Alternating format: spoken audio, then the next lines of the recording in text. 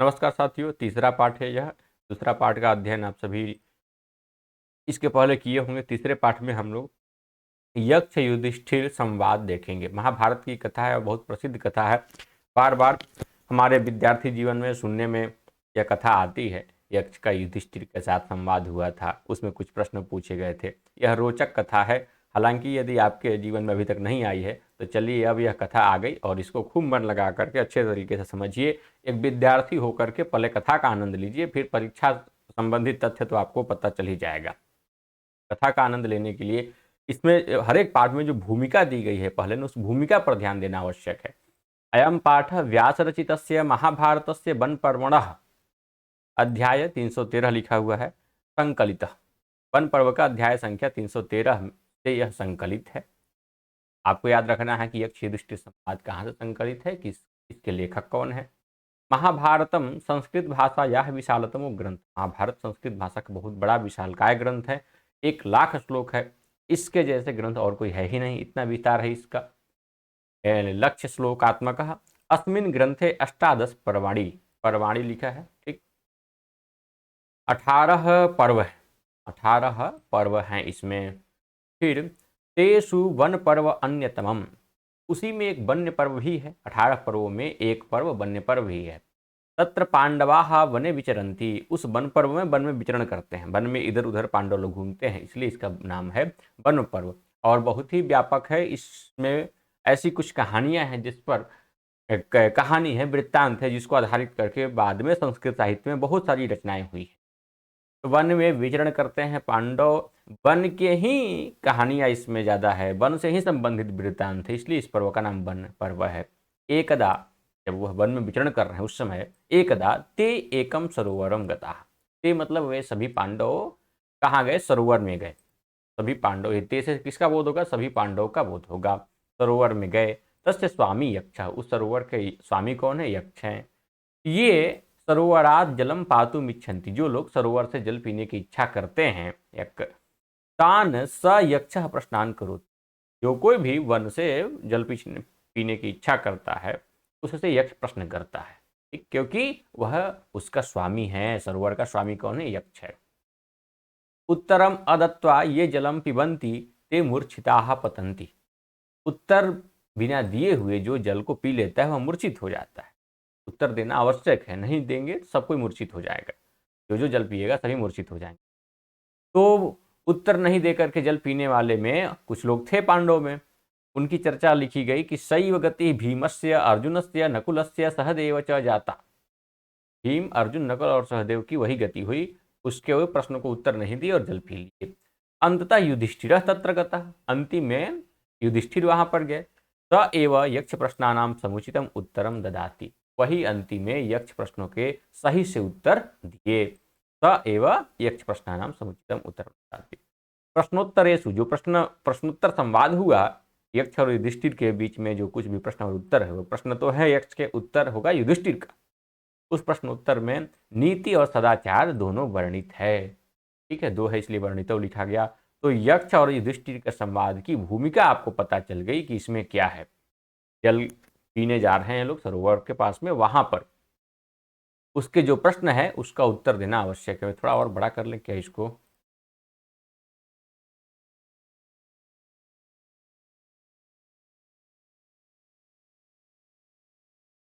ठीक है, देखिए पहला प्रश्न क्या है?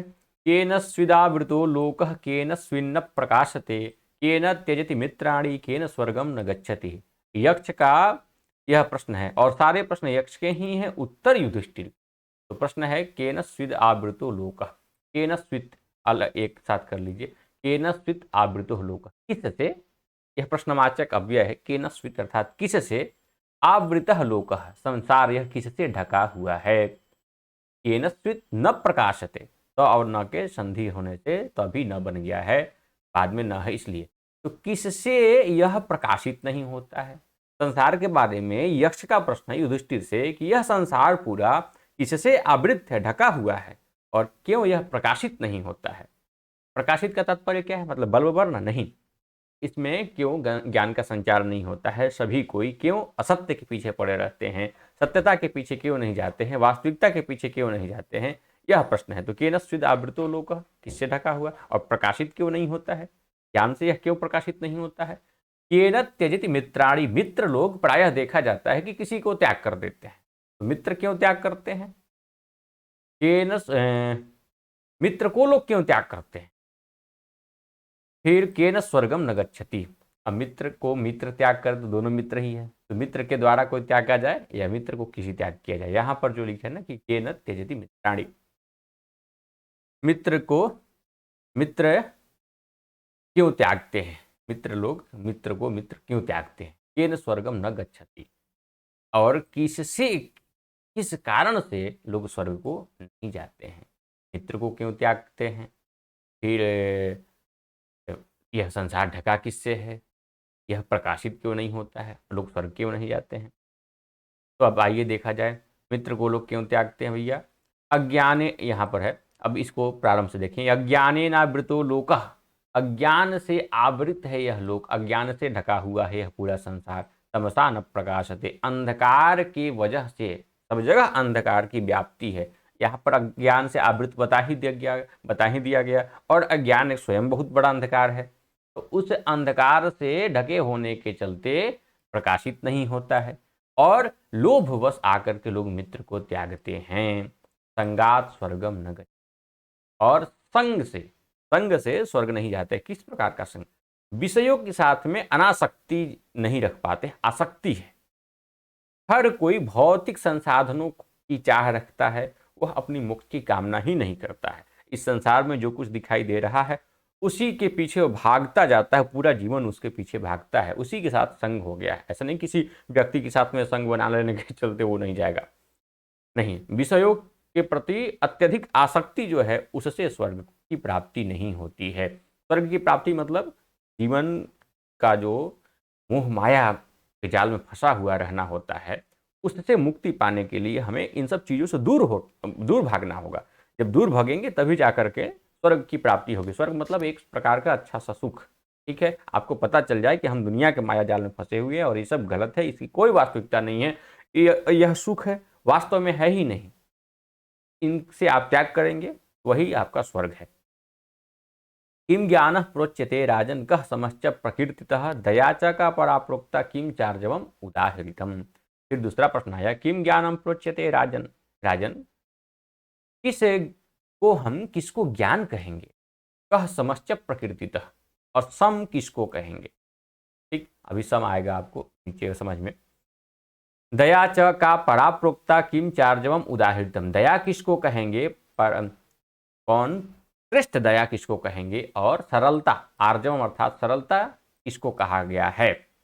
सम मतलब हो गया एक प्रकार की शक्ति, वेदांत सार वगैरह में पढ़ेंगे तो उसमें सम दम आता है, तो वहाँ तालव्य स वाला सम है, साम दाम दंड भेद वाला नहीं, साम दाम नहीं, ये सम है।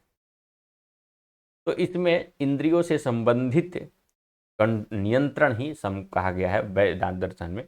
यहाँ पर क्या कहा गया कि समश्चित्त प्रशांतता, चित्त को प्रशमन करना ही क्या है, सम है। चित्त मतलब अपने मन को कंट्रोल रखना ही सम है। और मन को, अब प्रशांत मतलब प्रसन्नता नहीं लिखा, प्रशांतता लिखा है, तो ध्यान रखना, चित्त की प्रसन्नता नहीं, प्रशांतता। चित्त को कंट्रोल रखना, चित्त को विषयों की तरफ भागने से रोकना, यही सम है। अज्ञान क्या है, तो ज्ञानम तत्वार्थ संबोध, ज्ञान आप कंप्यूटर चलाना जान गए और मोटरसाइकिल चलाना जान गए, वो ज्ञान नहीं है। वास्तविक तत्व का ज्ञान है, यदि आपका परम तत्व का ज्ञान है, ये सत्यता की ज्ञान है कि ये इस संसार में क्या सत्य है, इसकी सत्ता है वास्तव में, उसका ज्ञान यदि संबोध है, उसको जानते हैं, तो वही ज्ञान है। और चित्त को कंट्रोल रखे हुए हैं, चित्त का समन कर रहे हैं, चित्त यदि बहक रहा है, संसारिक विषयों के प्रति भग रहा है बहुत ज़्यादा, उसको कंट्रोल रख रहे हैं, यही सम है। और दया सर्व सुखई सत्वम, दया तो सभी लोगों के सुख की इच्छा रखना ही, दया सर्व सुखई सत्वम, सभी की सुख की इच्छा रखना ही दया है। और समचित्तता आर्जवम, समचित्तता मतलब सुख में भी वही, दुख में भी वही, किसी भी परिस्थिति में समान भाव रखना ही आर्जवम है, सरलता है। कभी भी किसी चीज को पाकर के विशेष न प्रसन्न होना और न ही विशेष उदास होना, सभी अवस्थाओं में समान बने रहना ही सरलता है। युधिष्ठिर यक्ष के 2 प्रश्नों का उत्तर बहुत ही सुंदर सुंदर शब्दों में दिए और इस प्रश्नोत्तर संवाद से हमें बहुत कुछ मिलता है। यक्षः कः शत्रु दुर्जय पुंसाम कश्च व्याधि अनंतकः। इस संसार में कौन शत्रु ऐसा है जो दुर्जय है, जिसको नहीं जीता जा सकता है या बहुत कष्टकारी है जीतना।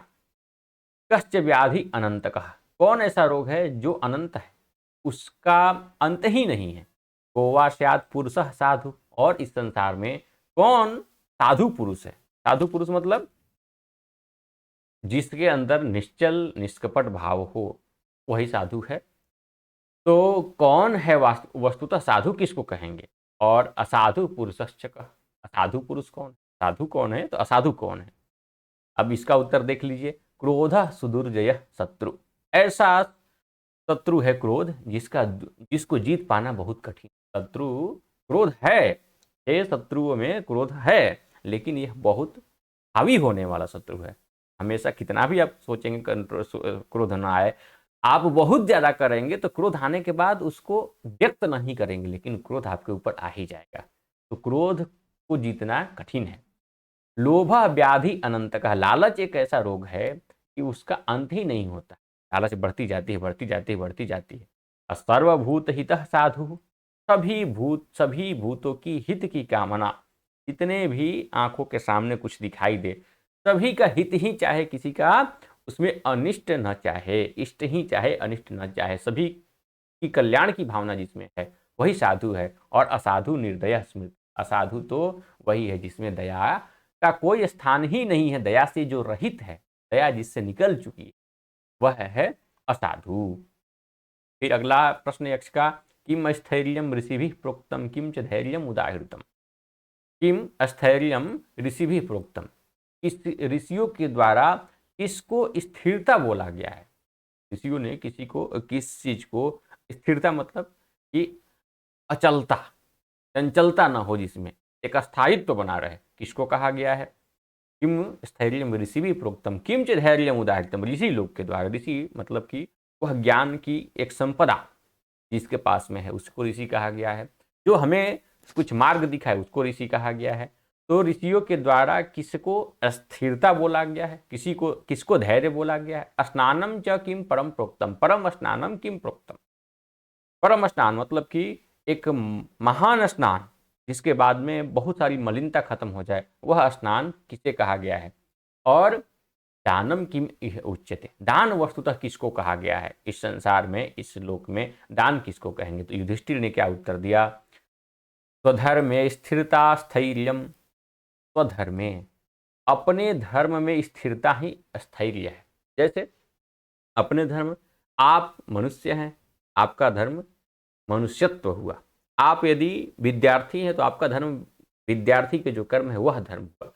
यदि आप परीक्षार्थी हैं तो परीक्षार्थी का धर्म होता है परीक्षा में सफलता पाना, उसके लिए प्रत्येक प्रयास करना, वह आपका धर्म हुआ। तो आपके मन के द्वारा जो संकल्प लिया गया है वही आपका धर्म है, और उस धर्म पर अडिग रहना ही स्थिरता है। अब यहाँ पर धर्म से संबंध आप हिंदू मुस्लिम ईसाई न करें।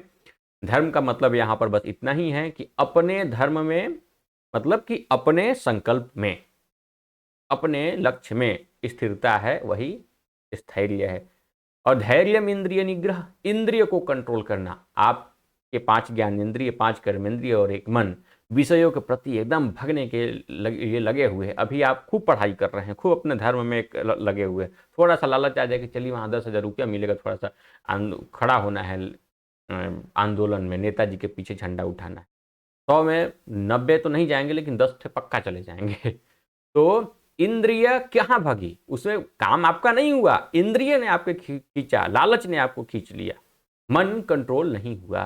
तो इंद्रिय का निग्रह करना, इंद्रिय को कंट्रोल में रखना, नियंत्रण रखना, वही है धैर्य। और स्नानम मनोमल त्यागो, मन के मलिनता का त्याग ही स्नान है। परम स्नान कौन है, मन के मलिनता का त्याग। इतना भी आप नदियों को स्नान कर लीजिए, तीर्थ को घूम लीजिए, मन के मलिनता का त्याग ही स्नान है। अदानम वही भूत रक्षणम, दान गेहूं चावल दान कर देना, 100 रुपया दे देना दान नहीं है।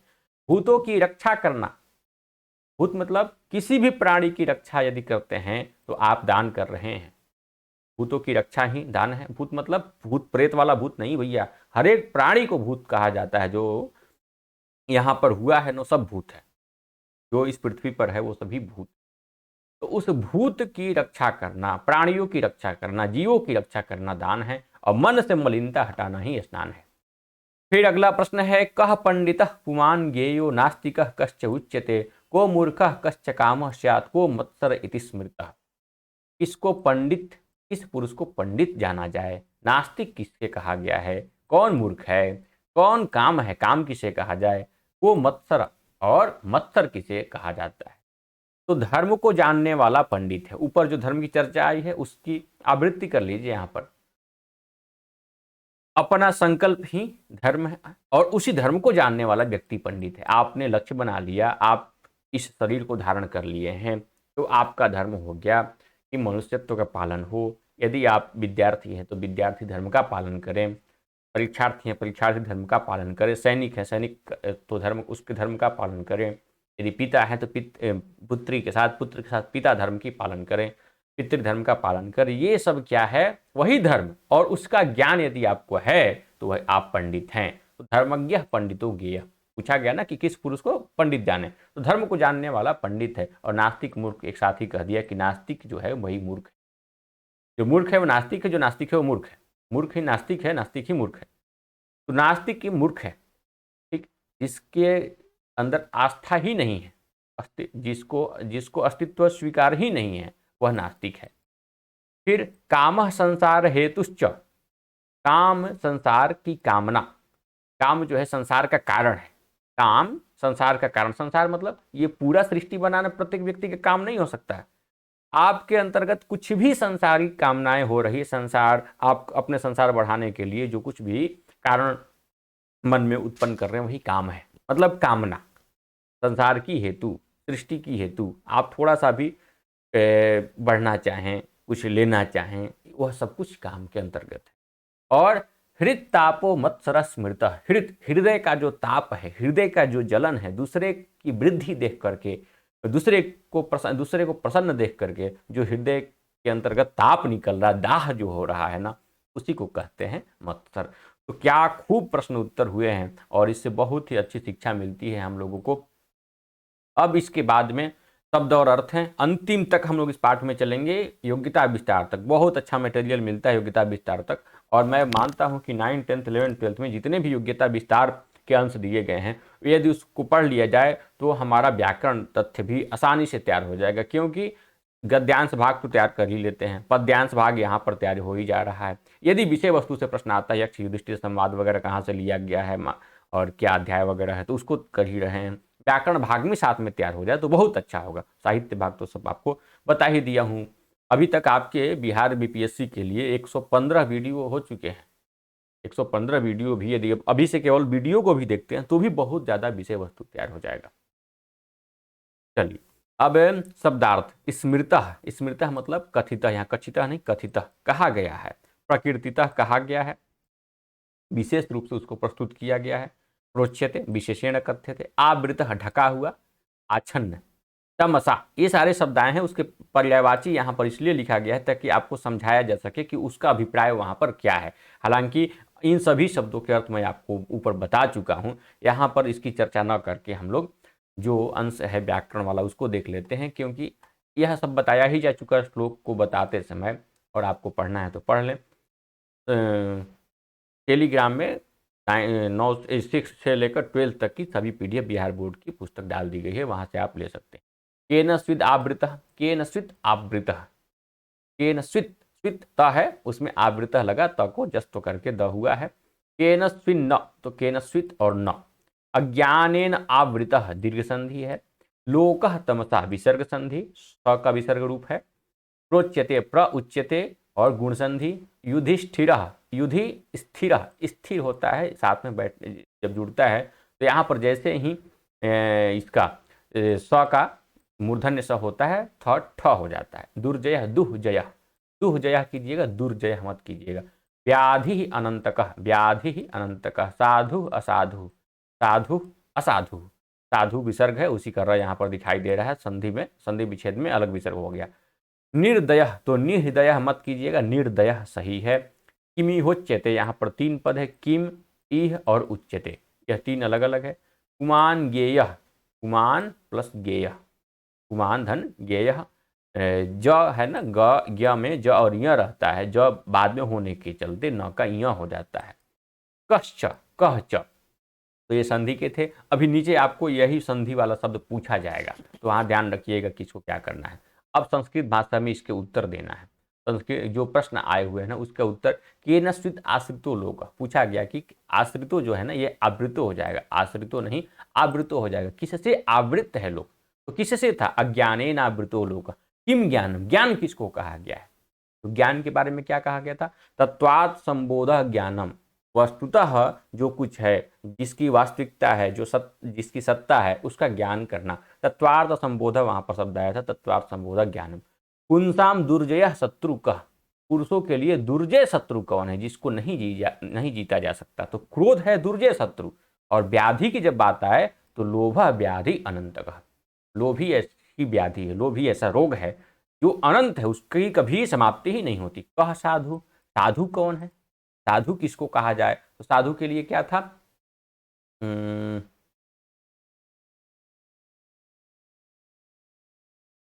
पर में, अच्छा,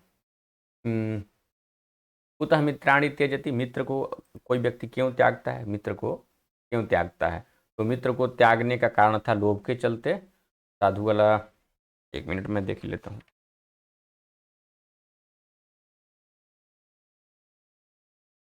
लास्ट में लिखा गया था, उस शब्द को ढूंढ रहे तो साधु पता ही, सर्वभूत हित, सर्वभूत हित, यही साधु है, सभी के भूतों की हित जो चाहे वही साधु है।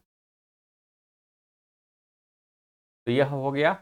फिर है केन स्वर्गम न गच्छति, इसके चलते वह स्वर्ग नहीं जाता है, तो स्वर्ग नहीं जाने का क्या कारण था, संगात स्वर्गम न गच्छति, संग के चलते नहीं जाता है।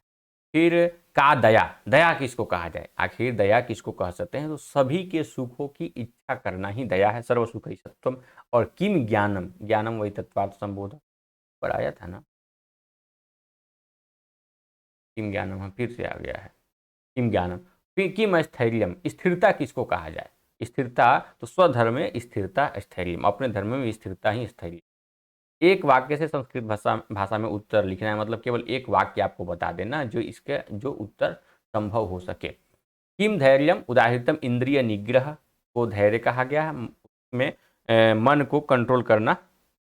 अच्छा धैर्य, हाँ, धैर्य किसको कहा जाएगा, इंद्रिय निग्रह। स्नान की उच्यते, मन के मलिनता को त्याग को स्नान कहा गया। भूता नाम लक्षणम की मस्ती, भूतों का लक्षण क्या है, तो भूतों का लक्षण है, भूतों का रक्षण था, भूतों का रक्षण क्या है, तो भूतों की रक्षा करना ही दान है। किम पुमान पंडित गेय, किस पुरुष को पंडित जानना चाहिए, तो जो अपने धर्म का जानकार हो, धर्मज्ञ पुमान पंडित गेय। संसार हेतु को अस्ति, तो संसार की हेतु क्या है, काम, संसार का कारण क्या है, काम ही है। सूर्यो, अब यहाँ पर उदाहरण को देख करके, उदाहरणम अनुसृत्य अधोलिखित वाक्य शून्य रेखांकित पदानि आधृत्य प्रश्नान विरचयत। प्रश्न बनाना है, तो प्रश्न बनाने के लिए मैं आपको आसान तरीका बता दूं, जिस विभक्ति में लगा है और जो लिंग है उसी के अनुसार किम शब्द का प्रयोग कर दीजिए। तमसा है तो तमसा के जगह, अब तमसा आपको दिखाई दे रहा है कि सकारांते प्रयोग किया गया है, तो तमसा तृतीय विभक्ति में है, पुलिंग का शब्द है तो केन कर दीजिए। ज्ञानम है तो ज्ञानम नपुंसकलिंग में है तो किम कर अच्छा हाँ ठीक है, ज्ञानम तत्वार्थ संबोध, तो किम तत्वार्थ संबोध, नहीं किम ज्ञान, किम, किम तत्वार्थ संबोध, ठीक है। क्रोध सुदुर्जय शत्रु, तो कह सुदुर्जय शत्रु हो जाएगा। अनंत कह, जो रेखांकित है उसी की जगह प्रश्नवाचक रखना। अनंत कह व्याधि लोभ, तो कीदृश व्याधि लोभ, तो अनंत का व्याधि लोभ। स्वधर्म स्थिरता स्थैर्यम, स्वधर्म का स्थैर्यम, स्वधर्म का स्थैर्यम। फिर अधोलिखित वाक्यसु कोष्ठात् समुचित पदम आदाय रिक्त स्थानानि पूर्यते, रिक्त स्थान की पूर्ति करना है। तो लोकः अज्ञानेनावृतः, क्रोधः सुदुर्जयः शत्रुः, और लोभ व्याधि था ना, अनंतकः व्याधि लोभः, साधु सदयः, साधु सदय स्मृतः चलेगा, निर्दय को साधु नहीं कह सकते, दया के साथ वाले को हम साधु कहेंगे। इंद्रिय निग्रह, इंद्रिय निग्रह धैर्यम या अधैर्यम, तो इंद्रिय निग्रह धैर्य। संधि विच्छेद कर लीजिए, केन स्विद आवृतः, केन स्वित आवृतः, केन स्विन्न, केन स्वित न, सुखैषत्वम, सुख एषित्वम, व्याधि अनंतकः प्रउच्यते। अब योग्यता विस्तार में इसको, योग्यता विस्तार में ये आपको जो बताया जा रहा है बहुत महत्वपूर्ण है। धातु से लगने वाले अक्ता प्रत्यय, एकदम तैयार कर लीजिए इसको। धातु से लगने वाले अक्ता प्रत्यय भूतकाल के अर्थ में होता है। अक्ता प्रत्यय किस अर्थ में होता है बताइए? भूतकाल में होता है। उसमें आप अर्थ इस तरह का समझेंगे कि हुआ था, जैसे पठितः, गतः, पृष्टः, यह सब अक्ता प्रत्यय के उदाहरण है। हालांकि मैं आपको प्रत्यय पढ़ाते समय उस पर विशेष फोकस करूंगा, या जो बाद में वीडियो देखेंगे तो मतलब हो चुका रहेगा, हम लोग उस वीडियो में देख लेंगे। और इसमें उपसर्ग के साथ भी प्रयोग बन सकते हैं, यहाँ पर यह बताया गया उपसर्ग का प्रयोग है। आवृ अक्त आवृत, ठीक है, शब्द बना आवृत, पुल्लिंग में आवृत, स्त्रीलिंग में आवृता और नपुंसक लिंग में आवृतन, तो वही रमा, राम, रमा और फलम के जैसा। तम बुध अक्ता, तो बुध में अक्ता बुद्ध बना, तम बुद्ध स्मृत। अब यहाँ पर वद का उच्च हो जाता है, उच्च, वद का उच्च हो जाता है, याद रखिएगा जब अक्ता प्रत्यय लगता है तो वद उच्च हो जाता है, उसमें अक्ता प्रत्यय लगा करके उक्त बनेगा, क्या को फिर क भी हो जाएगा, उधर अक्ता है तो उक्त। अच्छा, वहां पर अक्ता सीधे लग ही जाएगा, त लगेगा, च का क है, ए नहीं इसका क है, ध्यान रखिएगा, उच्च और त, फिर च को क होता है, उक्तः, उक्ता, उक्तम। घई प्रत्यय भी, अब आपको दो प्रत्यय इस पाठ में समझा दिया कि और आपको पता ही नहीं चला। पाठ में अक्ता प्रत्यय समझा करके बताया गया कि अक्ता प्रत्यय भूतकाल के क्रिया को प्रस्तुत करने वाला है, उसके रूप इस तरह से चलते हैं, पुल्लिंग में इस तरह चलेगा, स्त्रीलिंग में इस तरह चलेगा, नपुंसक लिंग में इस तरह चलेगा। आप अक्ता प्रत्यय पढ़ लीजिए तो ये मान लीजिए कि आपसे प्रश्न पूछा जाएगा, क्योंकि आप ही के पाठ्य पुस्तक में है यह। घई प्रत्यय में भाव झलकता है, भाव के अर्थ में होता है, जैसे पकाने के भाव को पाक कहेंगे, त्यागने को भाव को त्याग कहेंगे। रुच रोग, रुज धातु से घई भाव हुआ रोग, लभ का घई लाभ, पठ का घई पाठ, भू का घई भाव। तो आप देख रहे हैं किस तरह का रूप बन रहा है। पच, पाक, त्याग, रोग, लाभ, पाठ, भाव, यह सभी शब्द घई के हो गए, इनसे एक भाव झलकती है। पाठ, पाठ किसको कहेंगे? जहां पर पढ़ने का भाव हो। लभ, यहाँ पर लालच करने का भाव हो, लाभ में भी वही होता है, लाभ होना, लाभ होने का भाव हो।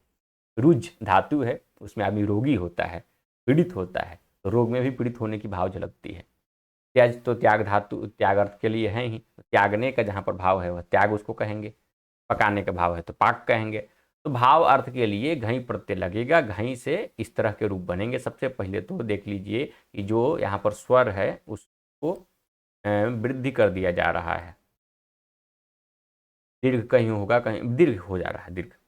तो त्याज, त्याग, अबरू का यहाँ पर गुण कर दिया जाएगा, रोग, लभ लाभा हो जाएगा, पठ पाठा हो जाएगा, भू को, जैसे रुज को ऊ को ओ हुआ है, ऐसे भू को भी हो जाएगा ऊ को ओ होने के बाद फिर इधर जुड़ जाएगा आ, तो वहां पर ओ को,